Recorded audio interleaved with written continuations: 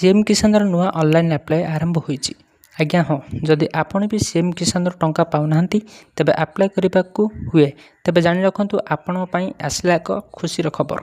केबेठारु आरंभ है और केबे यार लास्ट डेट रही आसतु संपूर्ण वीडियो माध्यम जाना। वीडियो को जमा भी स्किप करूँ ना, वीडियोटी बहुत इंपोर्टेंट रही वीडियो को शेष पर्यंत देखूँ। किंतु पूर्व वीडियो थोड़ा लाइक करूँ, चैनल नुआ थे एवं चैनल को सब्सक्राइब कर रखु।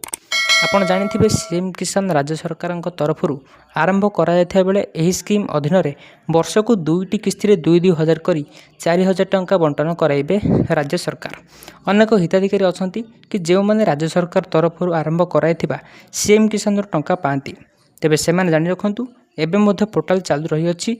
तेबे आपण चाहिले मध्य जनसेवा केंद्र को जाई ऑनलाइन रे आवेदन करि पारिबे। सबुठारु बड़ गुरुत्वपूर्ण कथा होची एही स्कीम रे करिया पूर्व प्रथम आपण को एग्रीस्टेल पोर्टाल रे एक्सेन कराइबा जरूरी, जहाँ कि आपण देखि परिबे। यार पोर्टाल चेक करिया परे देखंतु एथिरे गोटे मेंशन होईची कि आपण को एग्रीस्टेक पोर्टाल रे चासी भाबरे पंजीकरण करिया को पड़िबो, जहाँ द्वारा आपण मध्य सीएम किसान रे अप्लाई कले आपणकर अप्रूव हो जिवो।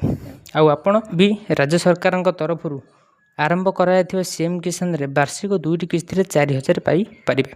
ता छड़ा जानिथिबे जेमति कि केंद्र सरकार तरफ पीएम किसान बा वार्षिक 6,000 मिलुची। जो माने एही स्कीम रे अप्लाई करि सछंती सेमानकु ई केसी करबा निहाती बाध्यतामूलक।